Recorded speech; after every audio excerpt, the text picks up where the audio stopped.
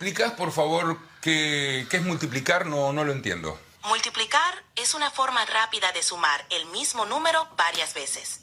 Por ejemplo, si tienes 3 grupos de 4 manzanas, en lugar de sumar 4 más 4 más 4, simplemente multiplicas 3 por 4.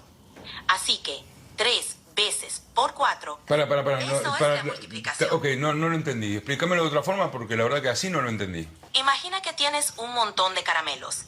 Si tienes 5 bolsas con 2 caramelos en cada una, podrías sumar 2 más 2 más 2 más 2. Y te daría 10. No lo entiendo, pero ¿y dónde saco el número para multiplicar? ¿Qué hay? Vamos a simplificarlo.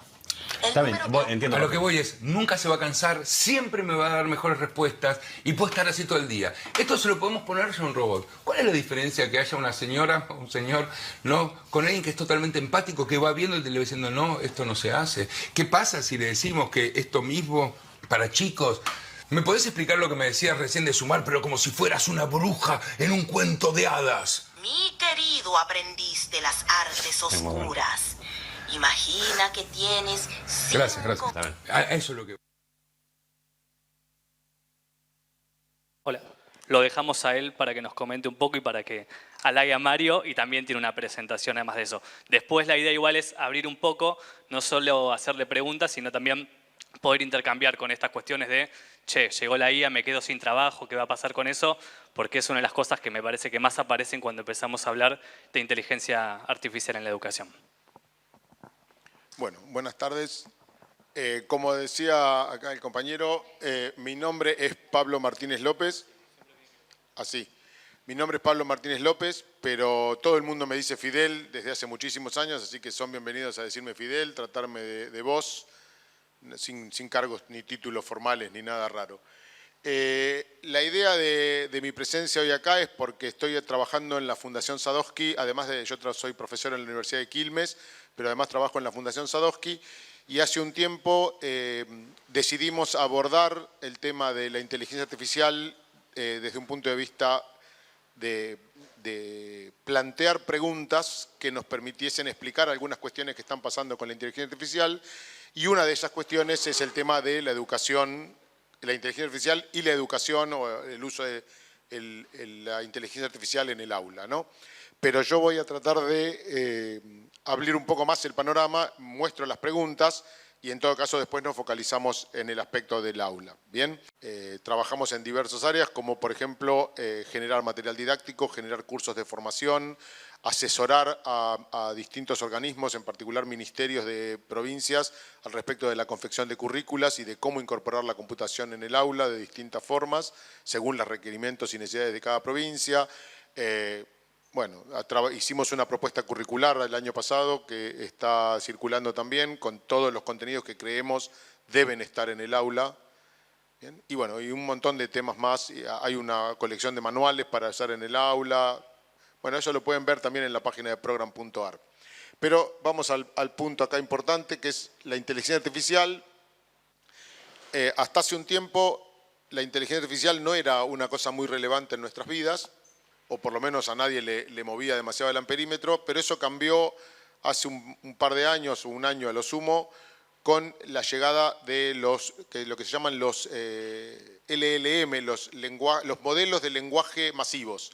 Serían Large Language Models, ¿está bien? Es el nombre científico técnico que le ponen, LLM.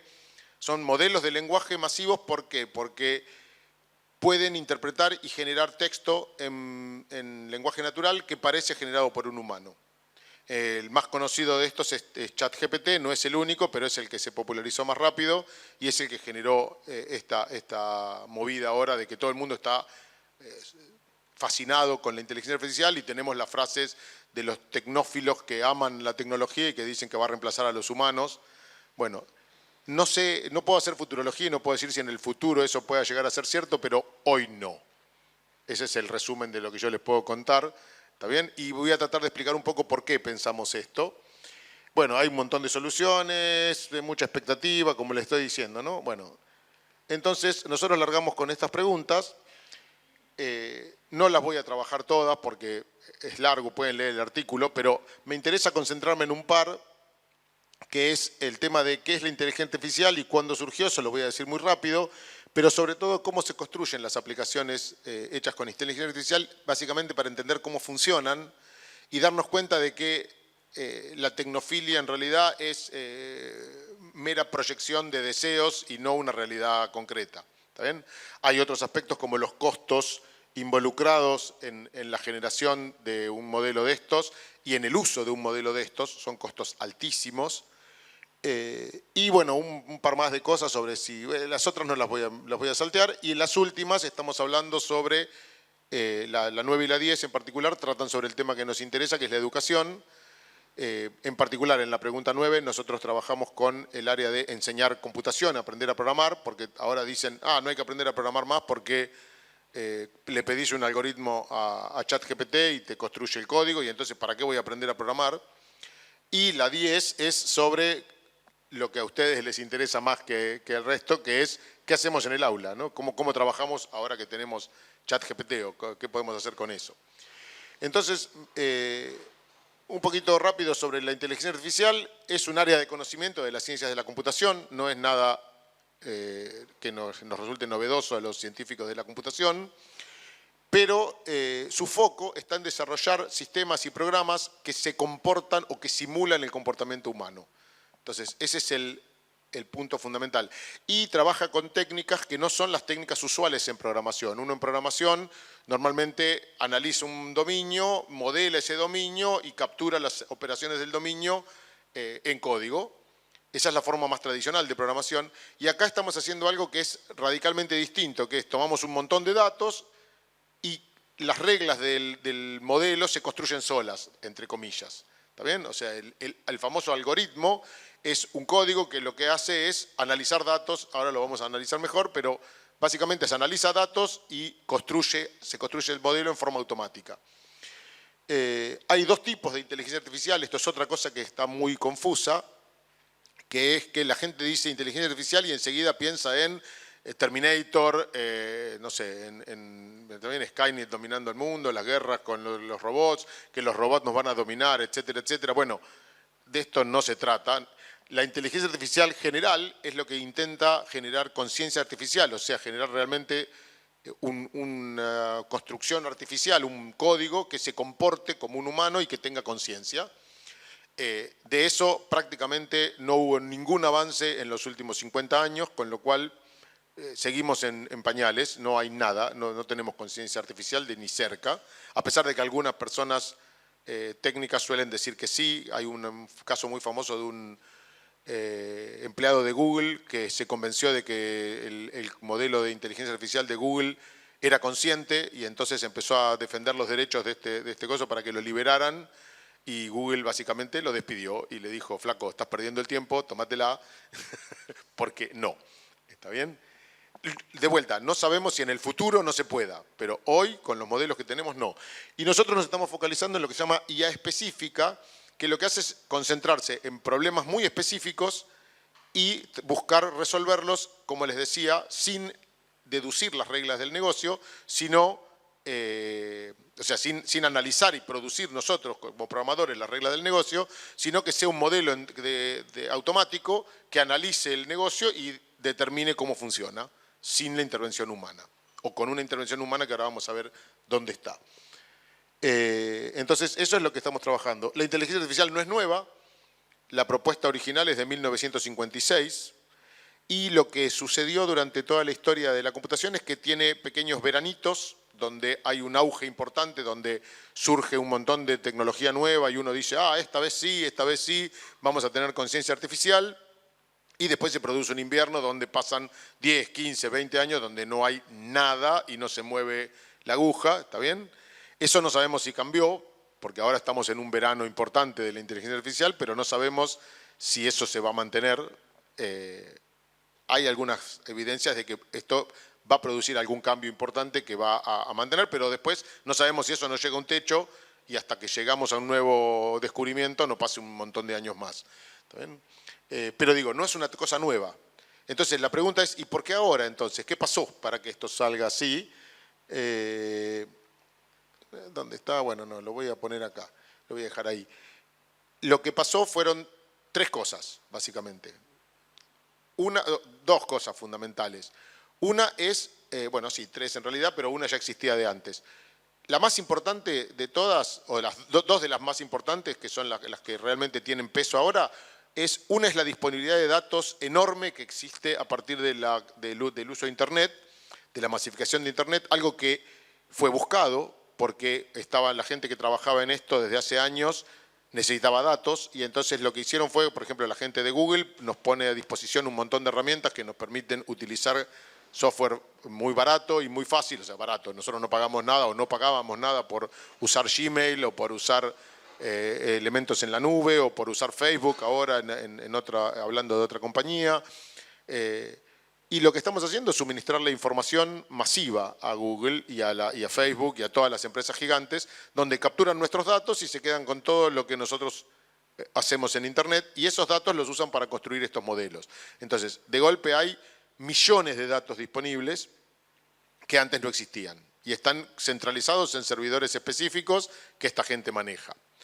Y la segunda cosa que sucede es que, asociado con la tecnología que se conoce hace bastante tiempo, surge un descubrimiento específico que es la construcción de determinados chips de hardware, máquinas, que corren a altísima velocidad para problemas muy específicos, en particular los problemas con los que se pueden construir modelos de inteligencia artificial. Entonces, al haber datos y a los algoritmos que son lentísimos en las máquinas tradicionales, empiezan a poder correr a velocidades mucho más sofisticadas en los nuevos hardware, eso hace que se habilite la existencia de soluciones como ChatGPT. ¿Ven? Si hubiéramos entrenado ChatGPT hace 15 años, que la tecnología por ahí estaba disponible, no había tantos datos, pero sí los algoritmos y sí el conocimiento de cómo se hacía, hubiéramos tardado un par de milenios en tener el modelo de lenguaje que genera ChatGPT. ¿Ven? Porque son algoritmos lentos. Cuando se descubren o se construyen a propósito estos chips de hardware que paralelizan y aceleran el cómputo muchísimo, se vuelve razonable que en unos pocos meses uno pueda tener el entrenamiento de este sistema y ponerlo a funcionar. Y el descubrimiento interesante es que, pasado determinado umbral masivo de datos, estos modelos se empiezan a comportar de una forma diferente a lo que se comportaban en pequeña escala. ¿Ven? Que eso es algo que realmente es interesante y que es lo que hace la novedad. El hecho de que aparecieron cosas nuevas cualitativas. O sea, si miramos, por ejemplo, ChatGPT 3 contra ChatGPT 4, el texto que genera ChatGPT 3 está bien, pero uno se da cuenta que está generado automáticamente. O sea, te das cuenta de que no es un humano que te está contestando. Con ChatGPT 4 es bastante más difícil y la única diferencia entre esos dos es la cantidad masiva de datos que analizan. ¿Está bien?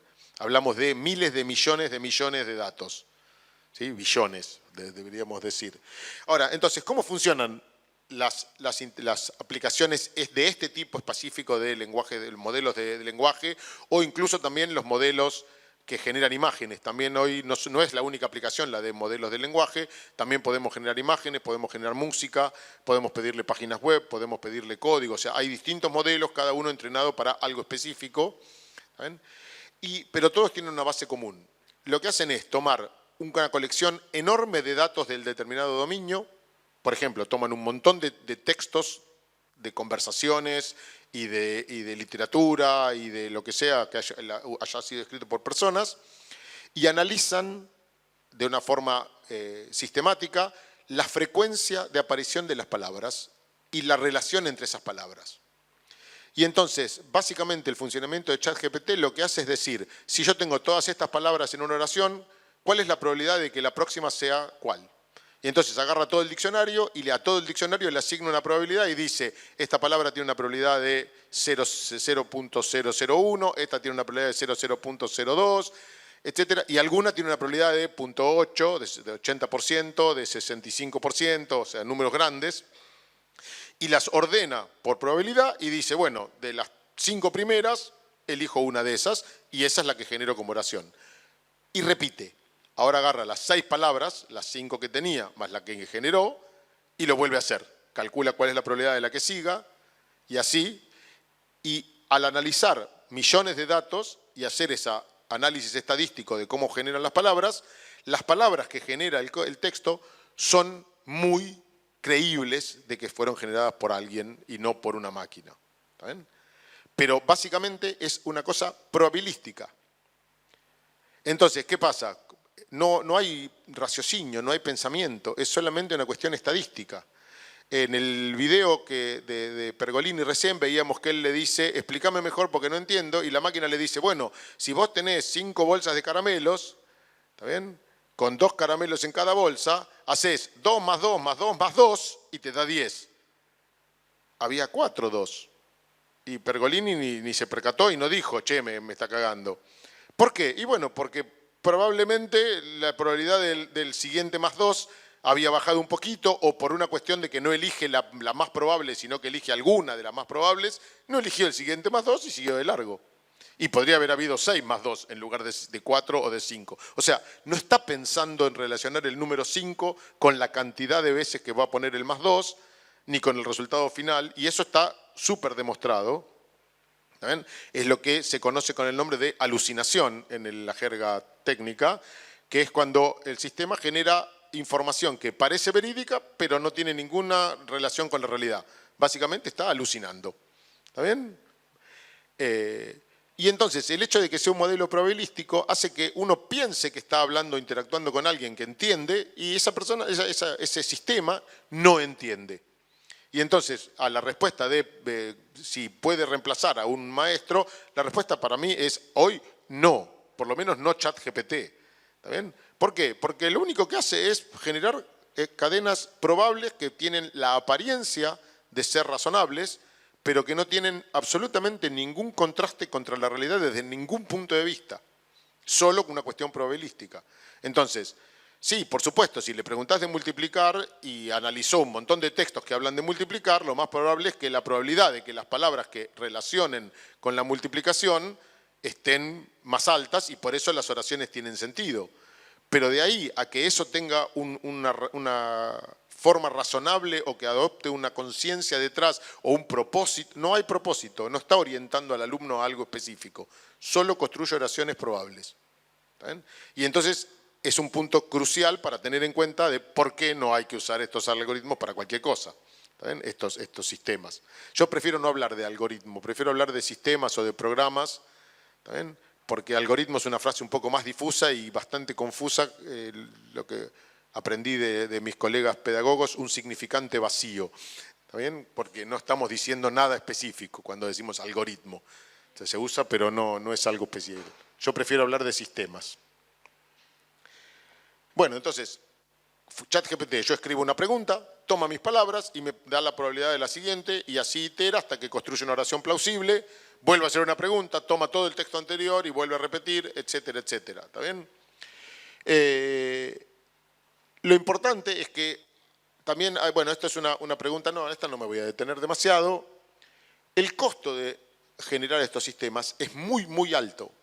En particular, este hardware que yo les digo, estos se llaman GPUs por unidades de procesamiento gráfico, Graphic Processing Units, ¿está bien? Se conocen en la jerga como GPU, y hoy todas las computadoras tienen alguna forma de GPU, además la arquitectura tradicional, no sé si ustedes la conocen, tiene una mother que tiene una memoria y una CPU que es la unidad que procesa la información, ¿está bien? Históricamente la CPU había una por computadora y procesaba solo esa. Hoy las máquinas tienen 8, 16, 32 CPUs y procesan mucha información en paralelo, pero ese es el procesamiento central.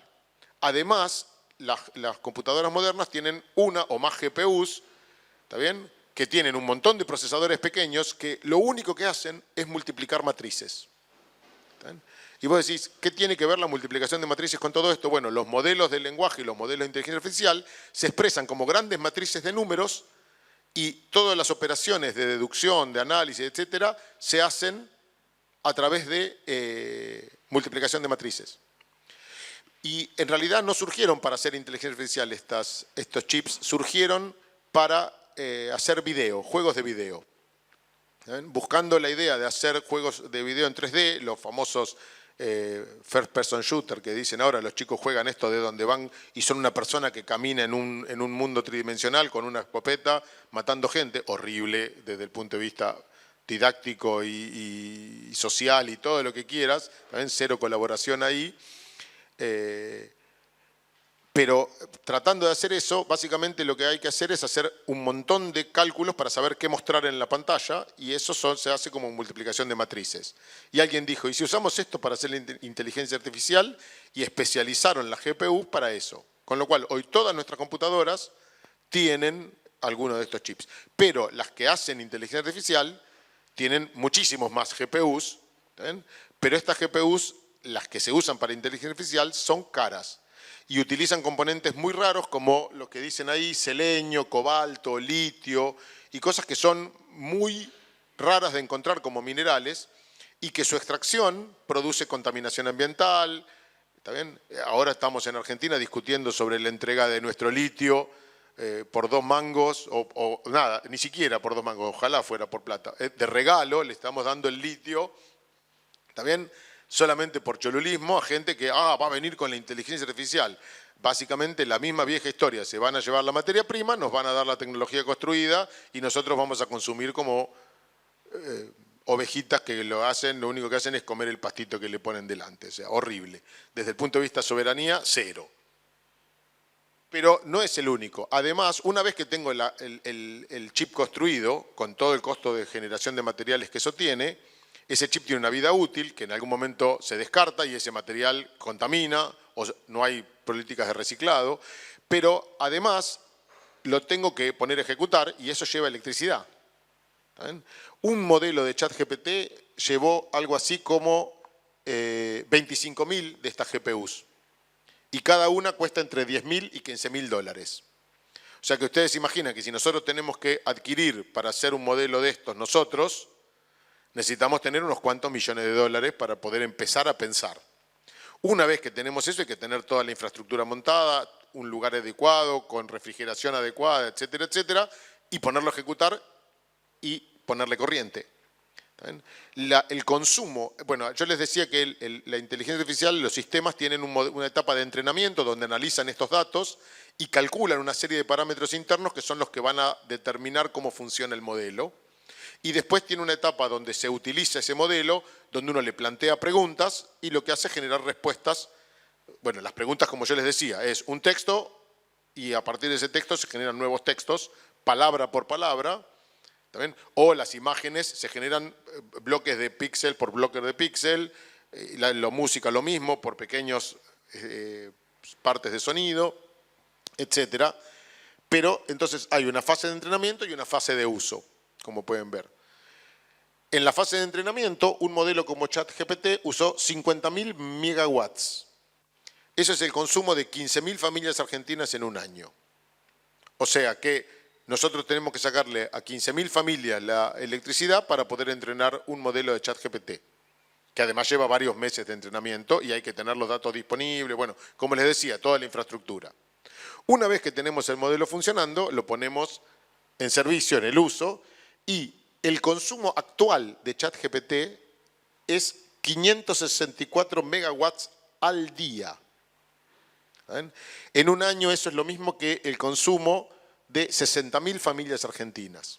O sea que preguntarle a ChatGPT es caro en energía. No estamos hablando de, por ejemplo, el consumo de agua potable que se utiliza para las máquinas que refrigeran esto. ¿Está bien? No me acuerdo, esa parte no la estudiamos bien, pero en algún lado leí que cada consulta a ChatGPT lleva algo así como 5 litros de agua. ¿Está bien? O sea, es como agarrar un bidón de 5 litros de agua y tirarlo. Comprás un bidón de Villa del Sur de 5 litros y lo tirás cada vez que haces una consulta a ChatGPT. Esa parte no se piensa. Dice, no, vamos a usar ChatGPT en el aula. Bueno, ¿y cuánto cuesta? ¿Realmente vale lo que cuesta? ¿Le estamos pagando por algo que es significativamente mejor o solamente es una cosa que nos deslumbra como usuarios porque parece realista? ¿Está bien? Bueno, esto que yo les decía no razona porque básicamente lo único que hace es responder a través de probabilidades. Entonces no hay razonamiento involucrado, no hay conciencia, no hay voluntad, no hay intención, no hay ningún rasgo humano. Los humanizamos a estos sistemas porque sí, responden como si fueran humanos, pero no son humanos y no piensan como los humanos. De hecho, no sabemos cómo pensamos los humanos. ¿Está bien? Hace poco estuve en una charla en una federación de psicólogos en La Plata, donde justamente ellos decían, no sabemos cómo se genera el racionamiento humano, mal podemos pensar saber si estos sistemas razonan. Y si además es probabilidades y sí sabemos cómo funcionan los sistemas, no es razonamiento. ¿Está bien? Hay sistemas de inteligencia artificial que hacen simulaciones de razonamiento, pero no llegan a los resultados que se espera. O sea, pueden explicar cómo razonaron y para cosas muy, muy básicas me dan razonamientos, pero no hay escala, no llegan al nivel de estos sistemas nuevos. ¿Saben? Bueno, cosas como el tema del razonamiento. La misma pregunta, acá esta es parecida a lo que les decía de la frase de Pergolini, ¿no? Del 2 más 2 más 2. Le preguntamos, ¿cuántas letras M tiene la palabra canción? Dice 0. Le volvemos a preguntar, dice tiene 1. Le volvemos a preguntar y dice tiene 2. ¿Saben? Entonces, chan, está claramente una pregunta fácil que uno sabe la respuesta y entonces decís, no, no tiene 1, no tiene 2, no tiene ninguna, está bien la primera. Y entonces, ¿por qué le volviste a preguntar? Y bueno, porque quería volverla a preguntar a ver qué me dice. ¿Está bien? Es más, las preguntas fueron hechas por distintas personas en distintos momentos al mismo sistema de ChatGPT y responde cosas diferentes. ¿Está bien? Entonces, ¿cuál es la respuesta correcta? Si la persona... ¿Eso en el qué quiere decir en el 4? No, en el 3.5. ¿Está bien? Pero igual, el chat está demostrado que este comportamiento no va a mejorar, ni siquiera con más datos. ¿Por qué? Porque es probabilístico. ¿Está bien? No hay información, no está analizando información. Está analizando probabilidad de ocurrencia de palabras. Es el funcionamiento básico del modelo. Con lo cual, sí se equivoca. Hay un modelo, hay algunos ejemplos que usamos en el aula, por ejemplo, donde a los chicos se les da una serie de fotos de perritos y de galletitas y se les hace entrenar un pequeño modelo de inteligencia artificial para que responda cuáles son perritos y cuáles son galletitas. Y después se les da una foto de una galletita, de un perrito y se confunde. ¿Saben? Los humanos nos confundimos, bueno, el sistema también. Y el otro con perros y estropajos. ¿Sí? Bueno, como pueden ver, se confunde un montón. Ahora, si eso fuera todo, uno dice, bueno, los humanos también nos equivocamos. Más de un docente ha dicho una burrada cuando está frente al aula, y me incluyo, y después a lo sumo se da cuenta y se corrige o no, y se hace no pasó nada, seguimos. ¿Está bien? Y los alumnos normalmente a través de consultar a muchas fuentes descubren cuando el docente se equivocó y terminan aprendiendo igual. Con lo cual no sería tan grave que el sistema se equivoque un poquito. Bueno, no se equivoca un poquito, se equivoca un montón. Pero además es esto, no hay intención, esta es la parte más importante. Pero hay otra cosa heavy y problemática, digamos, que es el hecho de qué pasa con la diversidad cultural con estos modelos. Lo que yo les decía es, se analizan un montón de datos que existen y se generan los modelos que replican la estadística de esos datos. ¿Saben? Y entonces ahora cuando yo hago consultas, las consultas van a responder dentro del marco de probabilidad de esos datos. Si esos datos tienen algún tipo de sesgo cultural, ese sesgo se va a replicar y a amplificar en todo el comportamiento. ¿Está bien? Con lo cual uno va a pensar que lo que responde la máquina es la realidad, cuando en realidad es nada más que amplificar un sesgo estadístico. En particular para eso nosotros hicimos esto, le pedimos a un sistema de generación de imágenes, el DALL-E, que nos generara una dona, imágenes de una dona, un desayuno con una dona. Y están las imágenes de la izquierda, una dona hermosa. Y adivinen cuál fue el prompt que le usamos para las imágenes de la derecha. ¿Qué le pedimos? ¿Un desayuno con qué para generar la de la derecha? No le pedimos una rosca. Un flan tampoco. No. No van a adivinar. Es una torta frita. Le pedimos que hiciera un desayuno con una torta frita. E hizo literalmente una torta frita. O sea que la la comida típica o una de las comidas típicas argentinas, que es la torta frita, no existe para ChatGPT o para DALL-E o para los sistemas de inteligencia artificial. ¿Por qué? Porque en la estadística de los datos argentinos es ínfima respecto de la estadística mundial. Y entonces toda la diversidad cultural se ve absorbida por la masividad de la cultura yanqui, que fue con lo que entrenaron el sistema. Por supuesto que si los chinos inventan su propio sistema de inteligencia artificial, el estilo ChatGPT, cuando le pidan un desayuno les va a poner, no sé, alguna cereza en vinagre o alguna sopa o un miso, no sé, alguna cosa de esas, que son las que comen ellos, ¿está bien? Y que para nosotros son súper extrañísimas, y cuando le pidan una dona les va a dar, no sé, ¿está bien? Pero es eso, el problema es el sesgo de los datos con que se entrenan. Otra que hicimos fue pedir, no tengo la otra, tenemos otra que estaba muy divertida, que no la puse acá en las imágenes, que es, le pedimos una familia en Nueva York. Y entonces nos hizo una familia tipo, mamá, papá, 2 nenes con la Estatua de la Libertad de fondo. En París también le pedimos con la Torre Eiffel, mamá, papá, 2 nenes. Le pedimos en Buenos Aires, era un parque cualquiera, no importaba, había papá, mamá y 2 nenes, y mates por todos lados, mates con bombillas. Pero las bombillas, había muchas bombillas, incluso había bombillas que salían de los pies de los nenes, de las manos de la gente, o sea, había bombillas. Claramente los argentinos, si estamos en Buenos Aires, usamos bombillas, por supuesto, ¿no? Entonces hay que poner bombillas. Le pedimos una familia en Río Gallegos y nos dio unos gauchos de principio de siglo. ¿Está bien? Una mujer vestida con un delantal largo, el hombre en traje, en overol de trabajo y con gorro, con sombrero de gaucho y en sepia. O sea, hablemos de diversidad cultural y de sesgos, ¿no? Bueno, imaginen lo que le puede pasar a un chico en el aula si le pide alguna cosa de estas. Básicamente estamos replicando la cultura yanqui en forma absolutamente impensada y sin intención de hacer nada mal, pero básicamente es lo que estamos haciendo, ¿está bien? O sea, no lo elegimos, pero estamos haciendo eso.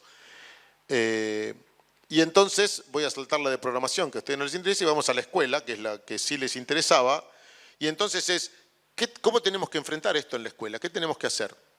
Bueno, primero, lo más importante que tenemos que hacer es enseñar cómo funcionan estas cosas y que la gente deje de creer, y sobre todo los chicos dejen de creer que las soluciones son mágicas o maravillosas, o que esto va a salvar el día y que me voy a poder sacar al docente de encima. Porque me trata mal. Entonces, que no decimos que no hay docentes que tengan problemas, que no, o sea, todo eso son cuestiones humanas, pero tenemos formas de resolverlas como humanos. ¿Está bien? No nos podemos reemplazar por una máquina que va a tener sesgo cultural, que va a dar respuestas erróneas y ni siquiera se va a dar cuenta, y que no tiene ninguna intención de qué es lo que me va a contestar. Los docentes planificamos nuestras clases, tenemos un objetivo didáctico, vamos y decidimos enseñar algo específicamente, y si el alumno nos dice no entendí, podemos buscar alternativas de explicación, por más que algunos no quieran, podemos hacerlo, ¿está bien? Podemos seguir aprendiendo, podemos formarnos y crecer como docentes y trabajar mejor. La máquina no, va a funcionar siempre igual. A lo sumo va a haber un modelo más grande que lo reemplace, pero siempre vamos a estar corriendo atrás de una zanahoria que no podemos generar nosotros y que no podemos pagar nosotros. O vamos a ser meros usuarios, clientes de lo que nos vendan los amigos del norte, que van a tener el manejo de la tecnología. Entonces, es importantísimo que enseñemos a pensar a los chicos cómo funcionan estas cosas y cuál es realmente lo que hay ahí. El costo asociado, todas estas charlas, estas cosas que yo les estuve contando.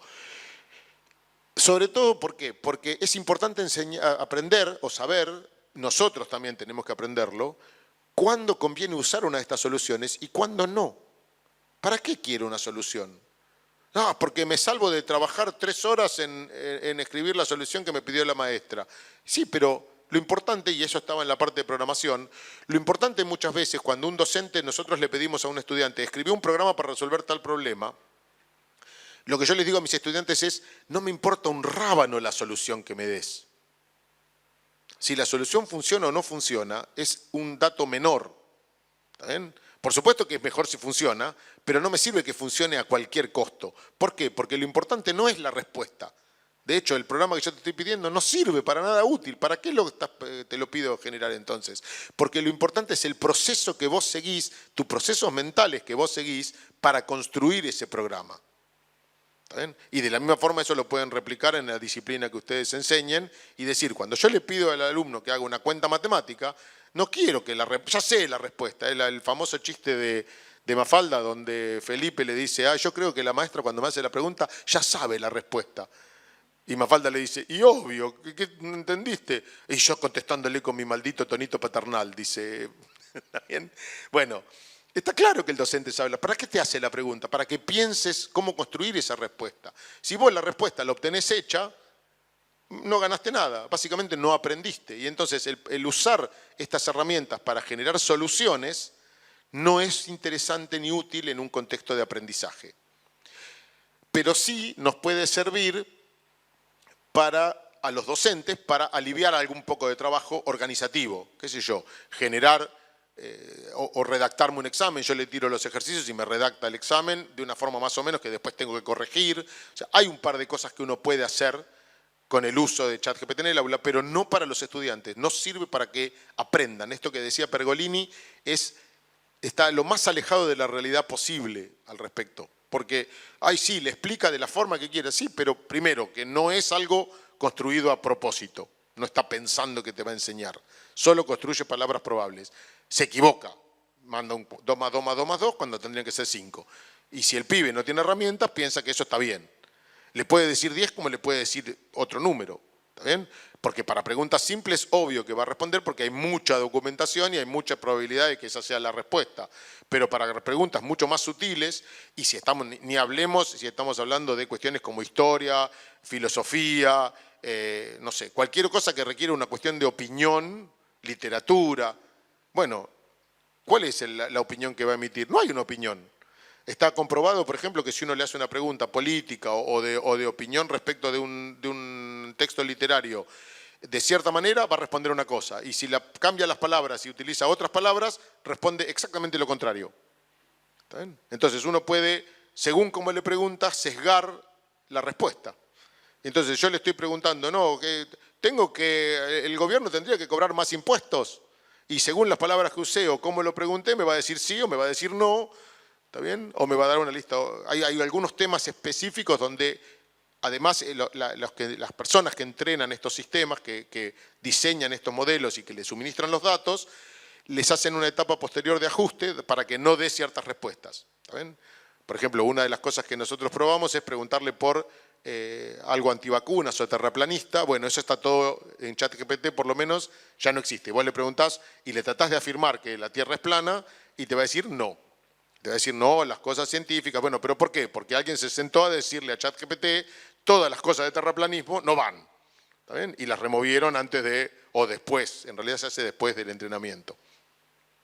Pero eso porque las personas que diseñaron el ChatGPT pensaban que estaba mal difundir el terraplanismo. Y si los que diseñan el siguiente sistema piensan que sí está bien difundir el terraplanismo, ¿está bien? O cualquier disciplina de la ciencia y las ciencias sociales, sobre todo, tienen un montón de controversias que tienen más de una forma de encararse y cada uno tiene que mirarlas todas y adoptar la que más le parezca a uno. Y parte de lo que hacemos cuando educamos es enseñar a los chicos a tener criterio para elegir esas cosas. Bueno, si los chicos lo único que hacen es consultarle a una máquina que según cómo le preguntan le va a responder lo que quiere, no forma criterio, no aprende nada, no toma ningún proceso y básicamente lo que vamos a generar son idiotas que lo único que saben hacer es preguntarle a ChatGPT. ¿Está bien? Yo me pregunto si no venimos haciendo eso hace algún tiempo de alguna manera y ahora los tenemos en un lugar de posición donde nos pueden hacer más daño de lo que... No voy a abundar más, si no me voy a poner político y no vale. Sí, vale, no, pero no yo, háganlo ustedes si quieren. Estoy en un rol donde represento a la fundación, no debo. En palabras de la doctora Cecilia Martínez, para trabajar y ejercer ciudadanía en ambientes con inteligencia artificial es necesario saber cómo funcionan los sistemas, sus límites y posibilidades. El eje de la escuela debe ser desarrollar el pensamiento. No tenemos que enseñar un tema en particular, tenemos que usar esos temas para enseñar a los pibes a desarrollar su criterio y obtener más información, más temas y construir algo en su cabeza, ¿está bien? Ese es el punto importante, ya sea en programación, en matemática, en historia o en lo que sea.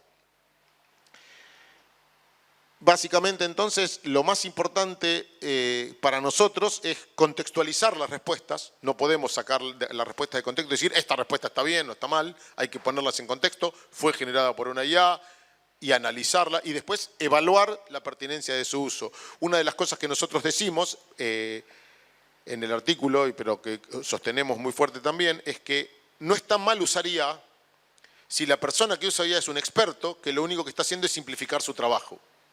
O sea, yo soy un programador que tengo 40 años de programación, si yo le pido un código específico a ChatGPT para no estar programándolo yo, y me da un código, puedo mirar ese código y evaluar la calidad de ese código y decidir si lo uso o no, o si lo adapto o no.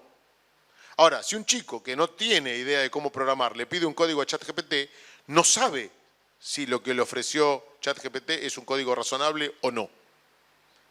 Y para él es como Dios, lo ofrece. Tengo una anécdota que pusimos en el artículo, pero que es mía personal. El año pasado yo doy una materia que se llama estructura de datos en segundo año y doy otra materia que se llama programación funcional en quinto año. Y básicamente trabajamos con nociones específicas. En segundo año las trabajamos en forma muy básica, introductoria, con cosas muy planas.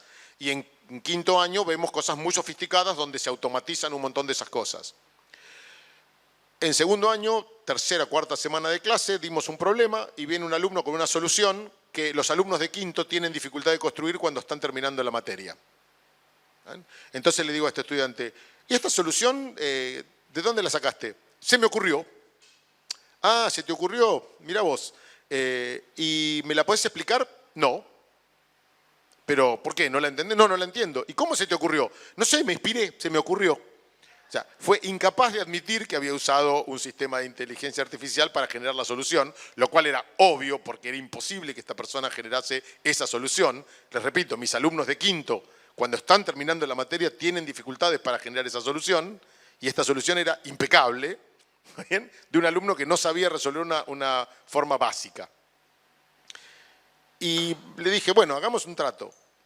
Yo no lo llamé mentiroso en la cara, pero digo, cada vez que me presentes una solución que no me puedas, que me la vayas a presentar, me tenés que poder explicar, estate por entender cómo funciona. ¿Saben? Y si llega a entender cómo funciona y poderlo explicar, algo aprendió. O sea, más allá de que el proceso no haya sido el ideal, por lo menos logró entender cómo explicar esa solución. Y eso ya es algo. Porque para poder explicarla tiene que tener un montón de otros elementos que tiene que poder poner en juego en forma organizada y consciente. ¿Está bien? Entonces, nada, esa es una pista posible a la respuesta de ¿y qué hago cuando mis alumnos me traen algo hecho con ChatGPT o con cualquier sistema de IA? Bueno, pedile que te la explique, pedile que hable de ella o que elabore sobre ella y si no puede, oh, mira, no la hiciste vos. ¿Está bien? Pero bueno, yo ahora, por ejemplo, estoy usando la IA, no la uso para programar. Esto que dije de generar programas, no, yo prefiero programar, soy viejo en ese sentido, prefiero programar mi propio código, es siempre mucho mejor de lo que me pueda dar y además me evito la necesidad de tener que corregir porquerías. Pero sí lo estoy usando para generar imágenes. Soy horrible dibujante, ¿está bien? Y entonces le pido unas imágenes que sorprenden y dicen, ¡fa! Mirá lo que es esto, maravilloso, ¿está bien? En particular estoy trabajando con unos amigos en diseñar juegos de mesa y hacemos cartas y cosas con unas imágenes que nuestro diseñador, que es la persona que dibuja, dice, no vale, estoy compitiendo contra una cosa que no tengo forma de competir. Hay una sola cosa que es que si queremos volverlo comercial, no puede usar el de IA porque la IA no tiene copyright y entonces ahí requerimos a nuestro diseñador y le decimos, quédate tranquilo que por ahora no te roba el trabajo, digamos. Esto es solamente para sacar cosas lindas e inspirarnos, pero bueno, yo lo estoy usando para eso. Pero es una cosa alejada de mi disciplina y con imágenes, que no es muy importante. Me sale una persona con 6 dedos, le pido otra o la edito, ¿está bien? Pero nada, no para aprender nada en particular. No sé si tengo algo más. Esto, tenemos que poder ser críticos y tenemos que alentar la difusión y la educación en estos temas. No podemos ser meros usuarios, tenemos que poder entender y difundir una visión crítica. Ese es todo el punto de lo que me interesa decir. La última frase que les dejo es de una escritora que se llama Joanna Maciejewska, que es una publicación en X, que dijo, quiero que la IA lave mi ropa y mis platos para que yo pueda dedicarme al arte y escribir. No que la IA escriba y dibuje para mí, para que yo pueda lavar la ropa y los platos. O sea, la tiene clara la chica, yo quiero eso. A ver cuándo la IA va a lavar la ropa y los platos y limpiar la casa. Gracias.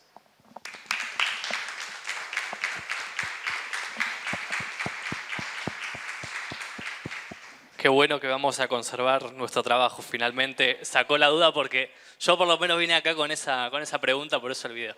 La idea es abrir a preguntas ahora y obviamente también en las intervenciones si alguien quiere introducir experiencias en el aula que hayan tenido con inteligencia artificial, tanto como usuarios ustedes, como también lo que decía acá Fidel recién de, che, este pibe me entregó esto, no sé si es con una IA o no, ¿qué hago en ese caso? Bueno, si queremos introducir eso, Fidel total nos va a sacar todas las preguntas, la idea es irnos de acá sabiendo todo. Así que... Ponele. ¿Para qué voy a abrir mi chat? Eso. ¿Alguien? Bueno, gracias Fidel por la charla. Me siento muy interpelado por todo lo que sí, porque yo también soy profe de computación, de programación, así que creo que tenemos bastantes problemáticas en común. No sé cómo lo vive y ahora está bueno el intercambio de diferentes áreas, de experiencias. Y yo creo que me parece interesante lo que decís de tenemos que alentar el uso, ¿no? Porque ahí hay como, bueno, ¿cómo hacemos en todo caso, no? Si el uso crítico, perfecto, me parece bien el subrayado. Digo, creo que nos pega de lleno en las planificaciones a los docentes, en los trabajos prácticos, en los ejercicios y en la evaluación, ¿no? Digamos, uno quizás alguna serie de ejercicios y formatos de entrega que uno planteaba y que en general funcionaba, bueno, esto nos viene a romper eso, ¿no? Como, porque no tenemos herramientas para saber a priori, por eso está bueno darle una vuelta más, si esa producción fue hecha por el estudiante o no. Me ha pasado, incluso en la universidad, de algún estudiante que me ha entregado algo que no podía defender, ¿no? Y uno, ya más o menos usando las herramientas, las conoce los formatos de respuesta, y creo que ahí está también nuestra intuición de decir, bueno, no me entregues nada que no puedas defender, ¿no? Pero bueno, nada, me parece que está bueno darle una vuelta y necesariamente tenemos que usarlo nosotros, que capacitarnos e intercambiar con colegas experiencias para poder sacarle el mejor jugo y también darle más herramientas a los estudiantes. Una última cosita, esto de nosotros, hablo de particularmente los que programamos, pero debe funcionar en cualquier disciplina, que somos expertos en una temática. Podemos tener criterios para saber si nos está respondiendo algo coherente o algo certero o no. Pero para los estudiantes que están aprendiendo, digamos, ahí puede ser terriblemente nocivo, ¿no? Entonces, nada, digo, dejo un pequeño aporte en ese sentido.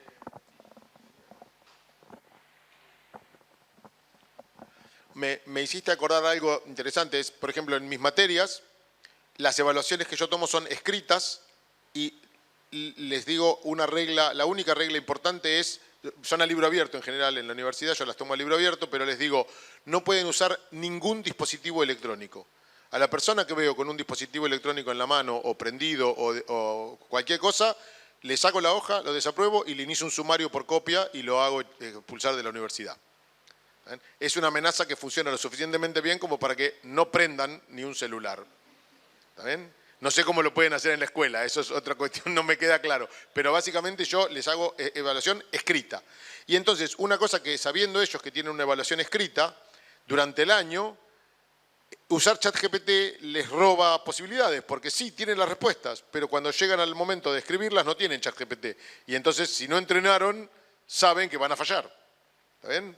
Entonces, eso desalienta un poco el uso de herramientas de inteligencia artificial durante la evaluación. Esto requiere, lamentablemente, una evaluación presencial, física, y con uno adelante mirándolos todo el tiempo, porque en cuanto diste vuelta a la cabeza, tengo una historia de la pandemia, donde yo no quería tomar evaluaciones en pandemia, básicamente porque no tenía ninguna forma de certificar que fueran ciertas. La universidad nos conminó a tomar evaluaciones porque había que evaluar, ¿está bien? No aceptaron mis sugerencias de hacer alguna cosa diferida. Tomé una evaluación les pedí un código y les dije, lo tienen que hacer de la siguiente manera. Tienen que hacer primero A, después B, después C. ¿Ven? O sea, era un código escrito de los pasos tienen que ser estos, así, descritos en forma somera, y cada uno de esos tenía que a su vez ser un montón de cosas que tenían que hacer. No era una cosa tan fácil como ABC. Pero la idea era, primero hago A, después hago B, después hago C. Hubo 30 personas presentadas. Los 30 presentaron FHG. El código, el enunciado del problema decía, haga ABC. Y 30 personas presentaron exactamente soluciones no iguales, pero muy parecidas, que hacían FHG. No A, no B, no C. Por supuesto, FHG no funcionaba, ¿está bien? Pero aunque hubiese funcionado, yo les ponía, no respete el enunciado, desaprobado. 30 desaprobados.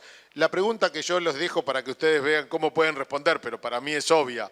¿Cómo hacen 30 personas para sacar una solución que no fue pedida, que no es correcta, ¿está bien? Y todos la misma? ¿Cuál es la respuesta? Hay comunicación, ¿está bien? O sea, no necesitan ChatGPT para no aprender y para truchar una evaluación. Con que no los estés mirando alcanza para que se dialoguen. Tuve otro estudiante en otro examen que teníamos que habilitado un canal de preguntas y me hizo una pregunta, me dice, ¿este código está bien? Y le digo, no te puedo responder si el código está bien, para eso lo tenés que entregar y te corrijo. No importa, lo pregunto en el grupo, me dijo. Ah, está bien, ya ni siquiera lo ocultás, que vas a ir al grupo de estudiantes que están todos juntos. ¿Está bien? Por supuesto, eso ninguna prueba, porque el código estaba pensado para que si no lo hacías solo, no te salía. Pero bueno, es así, hay que ser más creativos en lo que evaluás. No sirve evaluar multiple choice, bueno, esas todas cosas que ya sabemos como docentes. ¿Está bien? Hay que hacer evaluaciones que sean significativas, que evalúen ideas y no que evalúen mero recordar cosas. Y si no tienen posibilidad de usar ChatGPT durante la evaluación, mejor. ¿Está bien? Eso es una buena reflexión que le puedo dejar.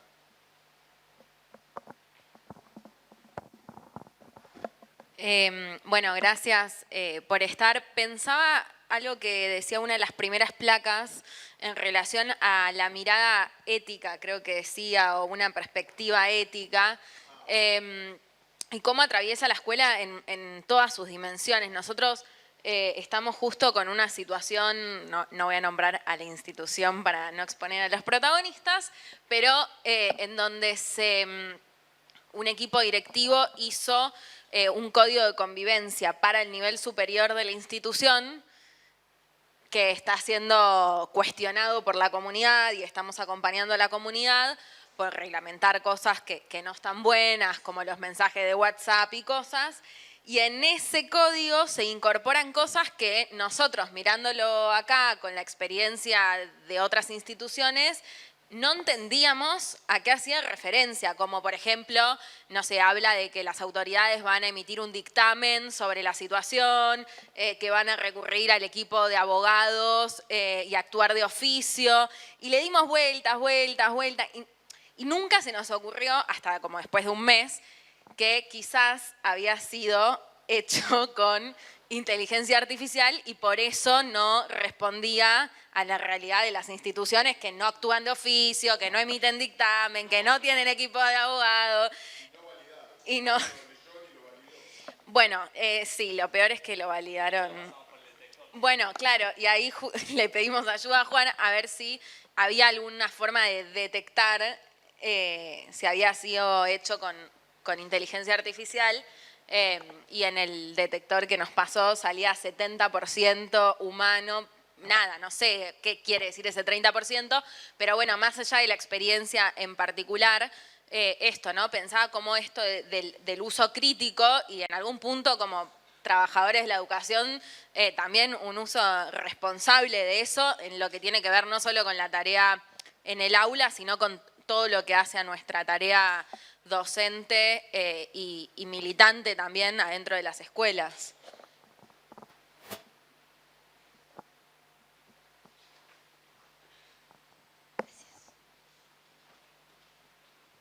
Yo tengo 1500 preguntas, así que voy a ir de a poco. Primero, ¿las tiro todas de una o...?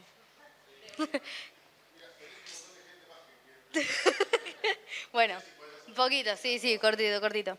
Bueno, básicamente es si la IA puede, o sea, si en realidad busca entre todo el Internet las probabilidades de texto o solo se enfoca en una parte. No sé si te pasa. Si vamos a grabar. Claro. Yo no, pero... la IA no busca. Lo que la IA trabaja de esta manera. Los modelos de IA, por ejemplo, si hablamos de ChatGPT 4, lo que hizo un montón de los que generaron el sistema, tomaron una base de información que sí sacaron de Internet, de millones de textos, ¿está bien? Los pusieron a disposición del algoritmo, el algoritmo lo fue analizando, ¿está bien? Y con eso analiza y organiza los números internos del modelo. Son esas matrices gigantescas, hablamos de trillones de números, ¿está bien? No es una matriz, son muchísimas matrices una tras de la otra y de tamaños enormes como 15.000 por 35.000 y cosas así gigantescas, ¿está bien? Y hablamos de 10.000 matrices de esos tamaños o cosas así, no te digo, estoy inventando algunos números grandes, pero los números están, hay forma de saber esos números con precisión, pero son muchísimos números. Y lo que haces es, le pones un texto a la entrada y le decís, predecime lo que va a pasar con este texto. Sale del otro lado una respuesta. En base a esa respuesta, esto estoy hablando durante el entrenamiento, en base a esa respuesta lo que se hace es decir, ¿qué tan distante está la respuesta de lo que debería haber sido? Y con eso se calculan los números y se ajustan los números un poquito para que esa respuesta mejore. Se prueba otra y otra y otra y otra, millones, y se van ajustando esos números a esos millones. En realidad no se le da de a una, se le dan de a cientos al mismo tiempo, trabaja muy en paralelo, o sea, si fuera de a una tardaría 10.000 años o 100.000 años en hacer un modelo. Pero esto trabaja muy paralelizable, todo en paralelo, pero analiza cientos de textos y ajusta para que las respuestas de esos textos coincidan con lo que eran en esos textos. Después, cuando ya lo tengo entrenado, cuando el sistema ya se está comportando como yo espero, ¿ven? Cuando le pongo un texto y lo que sale es casi lo que tenía que salir, le pongo un texto nuevo, inventado, y acepto la respuesta como buena. ¿Está bien? Pero no estoy buscando en Internet, o sea que si yo generé el modelo hoy y mañana aparece información nueva, ese modelo no la tiene. Lo que pasa es que el lenguaje, por ejemplo, no cambia sus patrones estadísticos en unos pocos años. La diferencia en qué palabras usa, eso tarda muchos años. Después estos modelos también usan un sistema de retroalimentación continua, donde vos le das un texto, sale una palabra y vos le decís, no, esa no es la respuesta, y esa información la usa para seguir ajustando esos números internos, pero eso no siempre es así, ¿está bien? Depende de cómo yo estoy armando el modelo. Entonces, lo tradicional es que los modelos se generan, por ejemplo, los modelos de visión computacional, que analizan una foto y determinan si hay personas, a qué distancia están las personas, si está el carril, no sé si vieron alguno de los autos modernos en las carreteras del primer mundo, vos vas manejando y si te empezás a desviar te dice, estás saliendo del carril. Es decir, ¿cómo sabe? Bueno, básicamente tiene dos camaritas adelante que van mirando el camino, van sacando fotos del camino y analiza con inteligencia artificial si te estás acercando o alejando del borde y cuando estás muy cerca del borde te dice, te estás saliendo del carril. ¿Ven? Si eso pasa muy seguido, te dice, estás cansado, ¿no querés dejar de manejar por un rato? ¿Por qué no parás y dejás de manejar? Y te aparece en el monitor del auto, lo cual es una cosa muy loca, porque que el auto te diga, che, ¿estás cansado? ¿Quién sos? sos mi herramienta, déjame manejar, ¿está bien? O sea, yo tengo que ser responsable y si estoy cansado salir del camino, pero si me estoy moviendo un poquito para los costados, porque estoy con el nene colgado de la espalda, tironeándome para atrás y hice así, me está deduciendo que estoy cansado, ¿está bien? Bueno, pero para hacer eso lo que hicieron fue analizar cientos de imágenes y decidir las respuestas y tener ahí el modelo. Ese es un modelo muy chiquito y muy específico y no necesita incorporar información nueva porque los caminos no van a cambiar significativamente, ¿está bien? Los modelos de traducción, vos le das un texto y su texto traducido. Traduce y analiza qué tan difícil o qué tan distante está de la traducción, ajusta. Una vez que tenés la traducción, los lenguajes no cambian drásticamente. Entonces, ese modelo no necesita mayor entrenamiento, que es lo que hace Google Translator o cualquiera de los modelos de traducción. Vos le pones un texto y te traduce. ¿Está bien? Y lo interesante de los modelos actuales es que traducen la palabra en contexto. Vos le pones una palabra sola, te la traduce de una forma. Le pones 4 palabras más a los costados y esa palabra la traduce distinta. Y vos decís, no, porque el contexto te cambia el sentido. ¿Está bien? Hay un video explicativo muy bueno de cómo funcionan estos modelos de un canal que se llama 3 Blue, 1 Brown, 3 azules, 1 marrón, que es una persona que explica matemáticas de forma muy didáctica y muy visual, y en particular tiene una serie sobre ChatGPT. Y él dice, no es lo mismo si yo digo torre, la palabra torre hace referencia a muchas cosas distintas. Puedo hablar de una torre del ajedrez, puedo hablar de una torre de juguetes, puedo hablar de la torre como una torre hecha de un castillo, o la Torre Eiffel, ¿está bien? Y si digo Torre Eiffel, uno piensa inmediatamente en el monumento en París. Pero si digo Torre Eiffel de plástico, ya no pienso en el monumento en París, pienso en un llavero. Entonces, las palabras van cambiando el sentido en base al uso que se le da, al contexto que se le da. ¿Está bien? En particular, otro de los ejemplos que él usa es en inglés, habla de mole, de mole. Mole significa topo, mole significa verruga, y mole significa una unidad de medida de partícula atómica. ¿Está bien? Los moles. Y la palabra mole es la misma, pero si digo que tengo un mole en la cara, no estoy pensando que tengo un topo parado en la cara, ¿está bien? O tengo una partícula atómica en la cara. Tengo una verruga. Y si digo que el mole me comió la zanahoria, no es mi verruga que se comió la zanahoria, es el topo que se comió la zanahoria. Bueno, el contexto cambia el significado de las palabras. Pero eso no varía con el tiempo, ¿está bien? Por eso no consultan en Internet. No sé si eso te aclara un poquito. Y por eso pueden responder las burradas que responden y alucinar como alucinan. ¿Está bien? Yo les contaba que estamos trabajando con juegos. Nosotros hace poco publicamos un juego y le preguntamos a ChatGPT por este juego nuestro, que no es muy conocido porque no le hicimos mucha difusión, y nos contestó de forma absolutamente coherente con una descripción del Monopoly, pero con el nombre de nuestro juego. Y ya, no es nuestro juego, ¿qué te pasa? Mi socio estaba indignadísimo, él es luthier, no sabe nada de inteligencia artificial, y estaba indignadísimo. ¿Cómo puede ser que invente de esta manera? Es probabilístico, ¿entendés? Que no tiene sentido lo que está diciendo. ¿Está bien? O sea que no se confía en estos sistemas.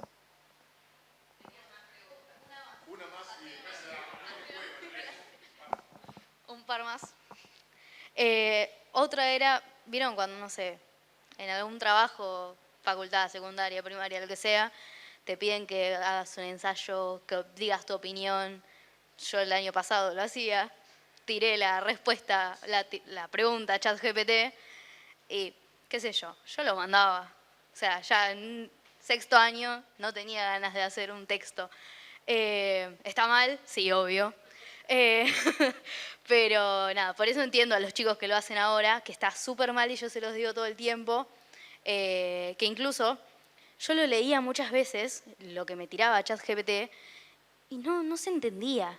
Era una opinión terrible.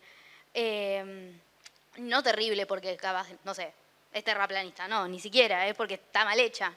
Pero nada, ¿cómo vos le podés pedir que te dé una opinión en base a una pregunta de un ejercicio y te la da?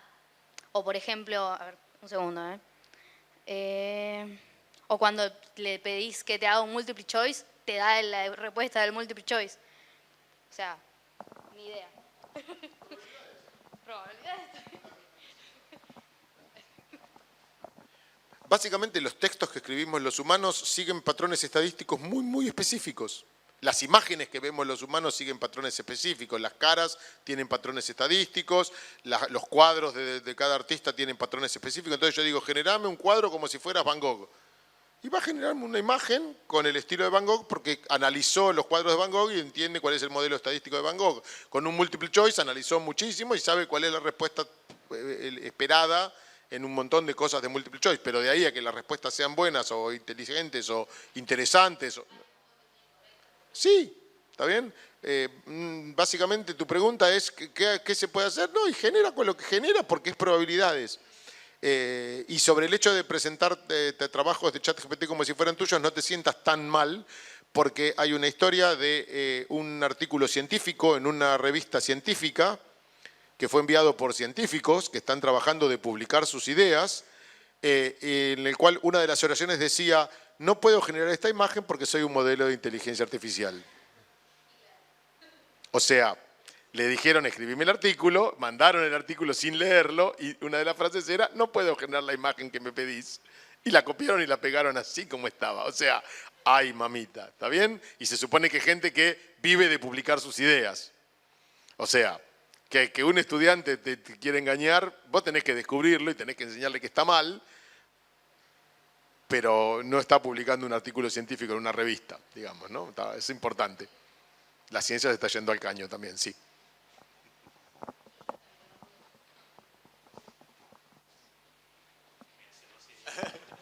Vamos más atrás.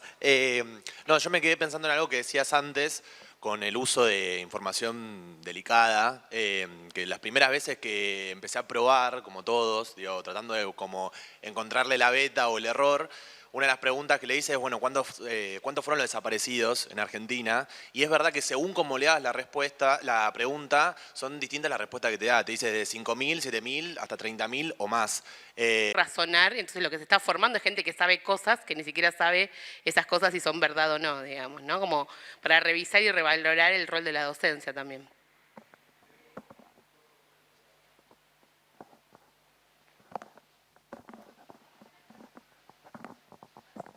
Sobre esto que vos decías de usar, voy a ver si puedo proyectarte este videíto que tengo acá, que me pasaron el otro día, que me pareció maravilloso. Pero lo otro, sobre el Terminator, hay una frase que usa un científico reconocido por nosotros que dice, no se trata, una científica, no se trata de hombres contra máquinas. Se trata de hombre con máquina, contra hombre con máquina, contra hombre sin máquina. ¿Está bien? O sea, el problema es que nosotros estamos sin máquinas por el momento, somos usuarios. A ver si puedo llegar a que se escuche esto. El videíto es un videíto corto que está, el título dice Maestros en 1985. No, por supuesto que no pueden usar calculadora en el examen. ¿O que creen que en el futuro van a andar siempre con una calculadora en la mano? Aprender una buena caligrafía es muy importante. Las únicas personas que hacen dinero tecleando una maquinita son las secretarias. Tienen que aprenderse muy bien todos estos datos, porque no es que en el futuro vamos a poder preguntarle a una maquinita cualquier cosa y esta nos va a dar todas las respuestas con una voz muy sexy.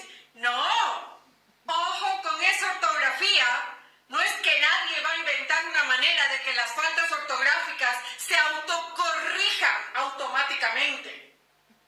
A esos que se pasan jugando Atari, sepan que nadie ha hecho fama y fortuna por jugar jueguitos en una computadora. Bien. No sé si se escuchó bien, pero es muy clara la situación, ¿no? En 1985 nos decían todos eso.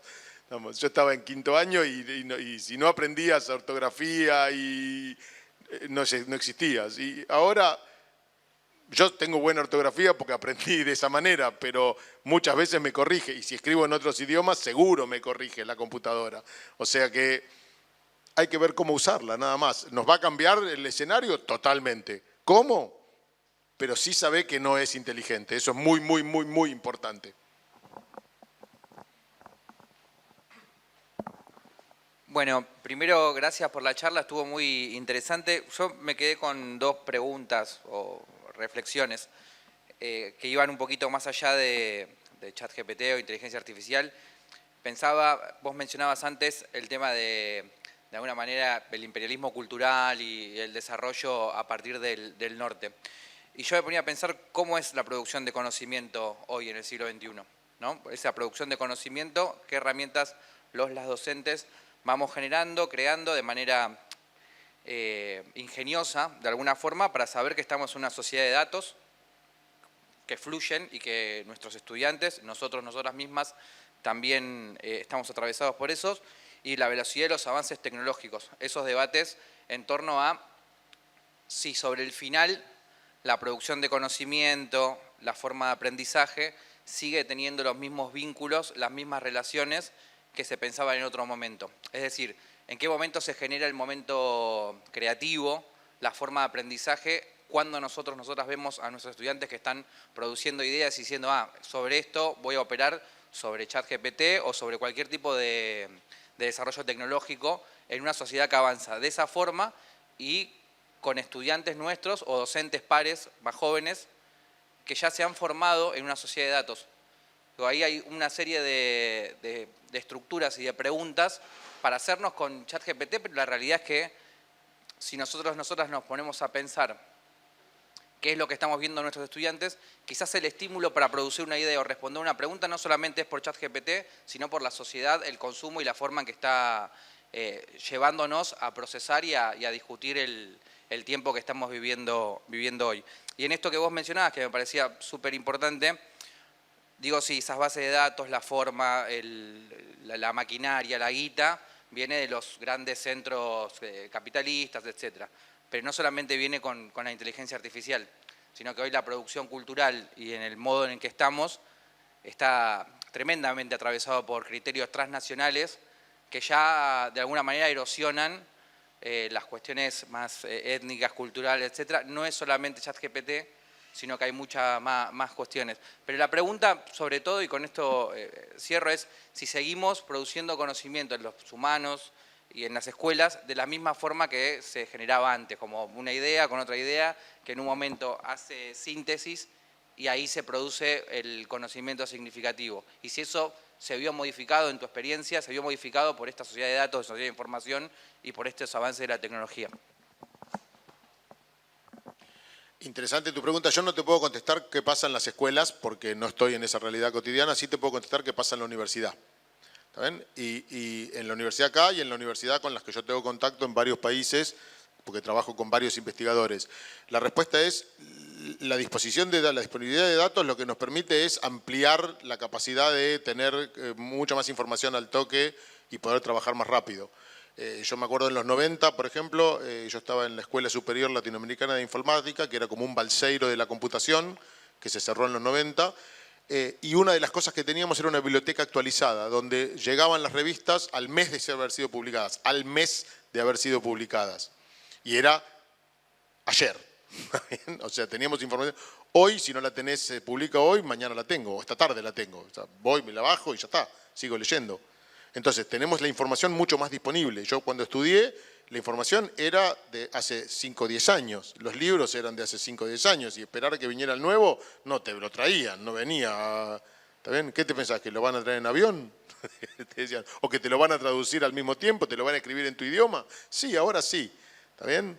Yo aprendí inglés para estudiar computación porque no había material en castellano. Ahora el material en castellano se genera al mismo tiempo que el material en inglés. O sea que la sociedad de datos aportó a eso en la producción de conocimiento. En cuanto a la producción de conocimiento que hace la universidad, sigue habiendo producción de conocimiento. Te hablo de mi caso particular, por ejemplo. Yo estoy en la iniciativa Programar porque en 2007, con otro colega, desarrollamos una nueva forma de enseñar a programar completamente innovadora y distinta de todo lo que se conocía, muy autóctona y especializada para lo que se aprende acá y cómo aprendemos acá. No sirve en otros países, de hecho hay algunos otros países que están intentando llevarse algunas cosas, pero la tienen que adaptar, porque yo la hice pensando en lo que hacemos nosotros acá. Y construimos una herramienta que se está usando que se llama Gopton Web, que la gente puede aprender a programar ahí y es muy autóctona, muy local. ¿Está bien? Si bien el nombre es un nombre nerd y medio anglófilo, pero ¿está bien? La Fundación Sadowski tomó esa misma cosa y, por ejemplo, generó su propio entorno de aprendizaje que se llama Pilas Bloques, donde vos podés aprender a programar. Pilas Bloques, la que yo generé está pensada para la universidad y últimos años de secundaria. En realidad la pensamos para la universidad y descubrimos que servía en últimos años de secundaria. Y la Fundación Sadowski se concentró en primera primaria y primeros años de secundaria. ¿Está bien? O sea que es para chicos más chicos y con cosas un poco más básicas. Pero básicamente la idea es, las herramientas las producimos nosotros. Todo el mundo cuando quiere enseñar a programar dice, hay que enseñar Scratch, hay que aprender Scratch. Scratch lo hizo el MIT. No queremos algo que hizo el MIT. No sabemos si lo que hizo el MIT nos sirve. Ah, pero es cómodo, hay que usarlo, está bien, está ahí gratis. No, la de Pilas Bloques y Gopton también son gratis y están a disposición, que lo ponemos en la universidad y lo producimos nosotros. ¿Está bien? Lamentablemente la financiación que recibimos no siempre es la óptima porque, como vos decís, hay una lógica de, si viene de afuera es mejor. No, la producción nuestra es más adecuada y es soberana, la hacemos para nosotros. Los materiales, hicimos manuales 4 manuales 2 para la primaria, 2 para la secundaria, con contenidos de computación, muy específicos, adecuados a nuestra realidad, no a la realidad que nos traen del norte. ¿Está bien? Entonces, sí, se sigue produciendo conocimiento, por lo menos en mi campo específico. Después, ahí está la vieja discusión de Jusey o Rolando García, de si la producción tiene que ser para la Argentina o es una producción para la humanidad. ¿Está bien? Bueno, yo soy, te podrás imaginar, de la vertiente de García, ¿está bien? Donde a mí dame producción nacional. La humanidad, lo que yo voy a hacer no le va a servir a nadie. En la humanidad le va a servir a mi país. Yo estoy tratando de salir para adelante con eso. Y se puede. ¿Está bien? Es difícil. Bueno, Fidel se tiene que ir, creo que tenemos una pregunta más. Santi, vos tenés una pregunta. Si puede ser lo más breve posible. Genial. ¿Aguantamos una? No, banco todo lo que dijiste. Desde el punto de vista del docente está buenísimo usarlo. Yo lo uso en inglés para mostrarle a los pibes cómo puede cambiar el registro de una conversación o de un mail, más formal, menos formal. O modificamos un cuento que hicieron ellos cambiando el registro y analizando el vocabulario. Espectacular. Y estoy de acuerdo que la clave es el análisis por parte del estudiante de los resultados que le da la inteligencia artificial. Pero, claro.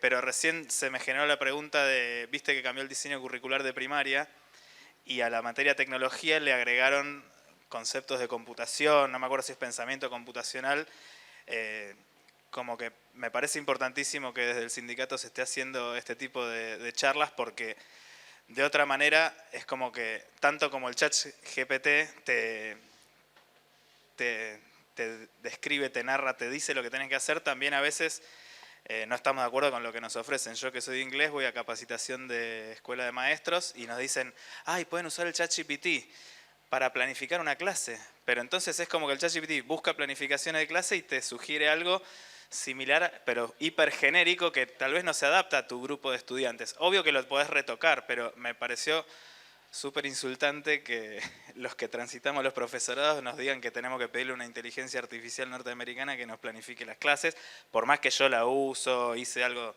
nada, adapto textos, pero bueno, eso también es soberanía, como saber cómo utilizarlo para que no quede en el terreno de la ofimática, como decías ahí, de la ejecución de cosas sencillas. Pero bueno, la pregunta si cómo impacta esto en los niveles, en el nivel primario, de darle a los chicos la posibilidad de tener un pensamiento más vinculado a la programación, que me parece que eso también, por más que venga de un gobierno que por ahí a mí no me gusta, es algo a tomar y a tratar de intervenir ahí.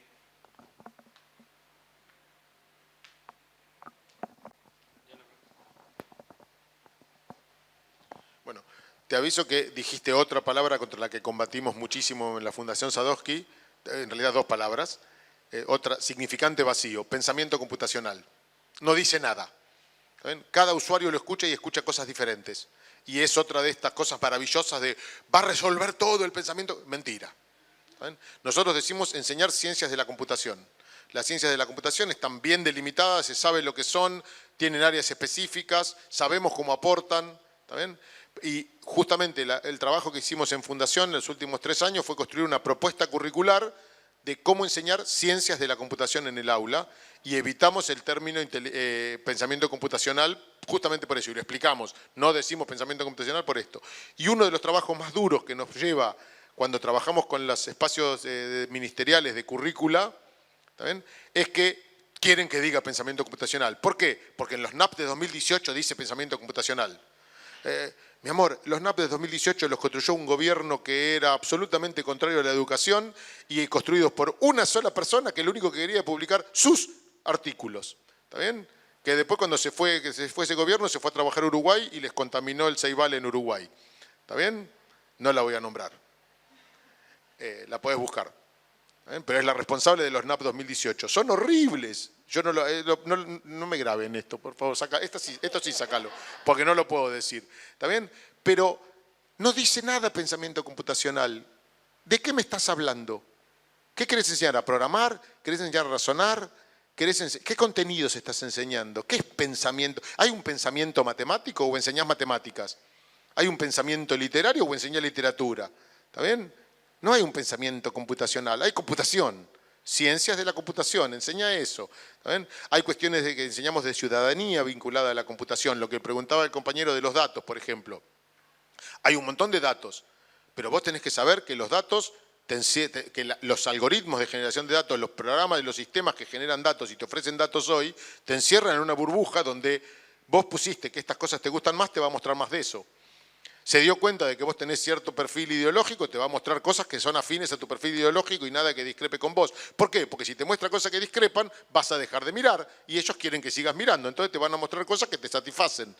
Pero eso te genera un sesgo de confirmación. Como yo pienso que esto es así y todo lo que veo es así, pienso más que es así. ¿Está bien? Y así generamos terraplanistas, así generamos antivacunas, así generamos de todas las porquerías que tenemos hoy dando vueltas. ¿Está bien? ¿Por qué? Porque lo único que estamos es encerrados en burbujas de datos. Entonces, hay que romper con esa lógica. Y la única forma es hacer algo soberano desde nosotros y dejar de comprar significantes vacíos y cosas de moda. ¿Está bien? En los 90 era la ofimática, como vos bien dijiste, el que no aprende Word y Excel no tiene futuro.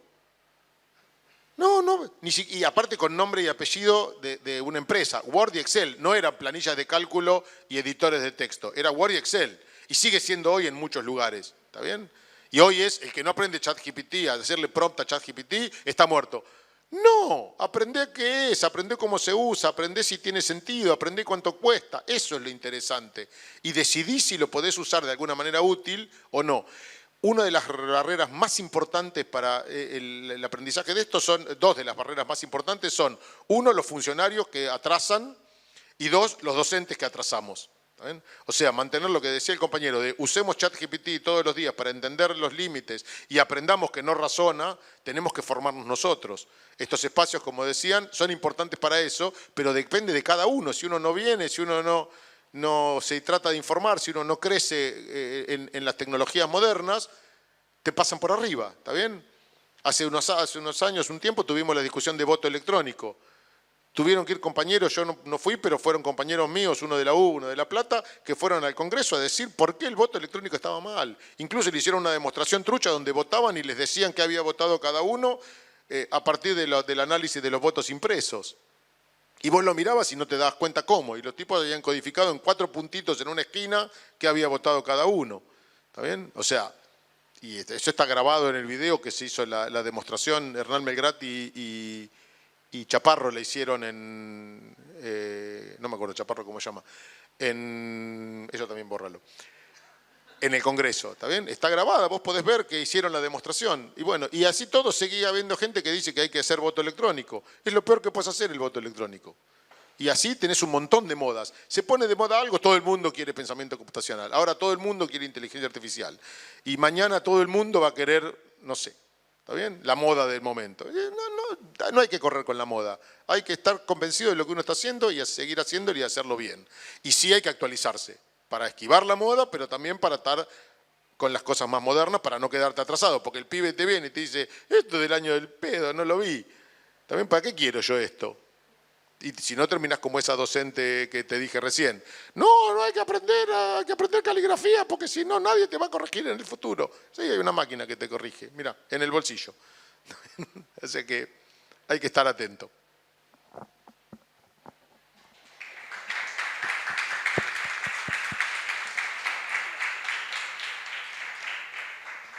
Me quiero morir porque la materia que doy yo se llama pensamiento computacional. No le puse yo el nombre, llegué a la escuela y estaba.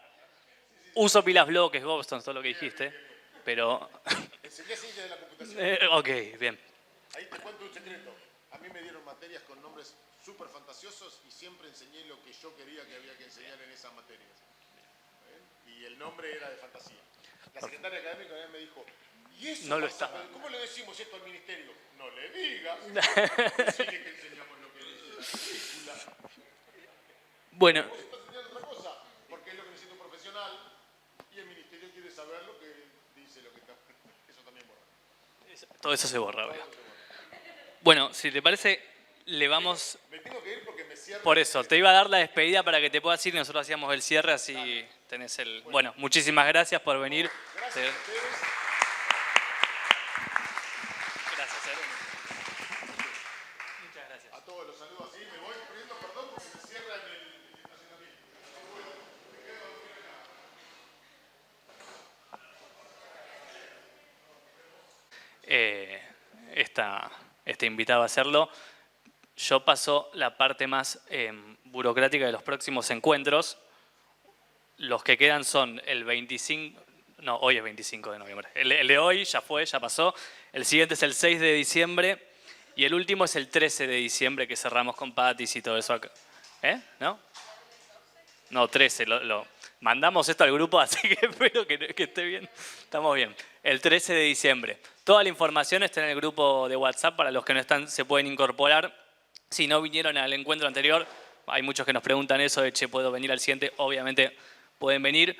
Y hoy vamos a estar enviando por el grupo de WhatsApp, y después asumo que lo enviaremos también por mail, un formulario para que se puedan anotar por el tema del puntaje, ¿sí? Así que eso no se olviden. Y otra cosa importante, ahí nosotros al principio... Vamos por cerrado. Bueno, gracias y nos vemos en el próximo encuentro.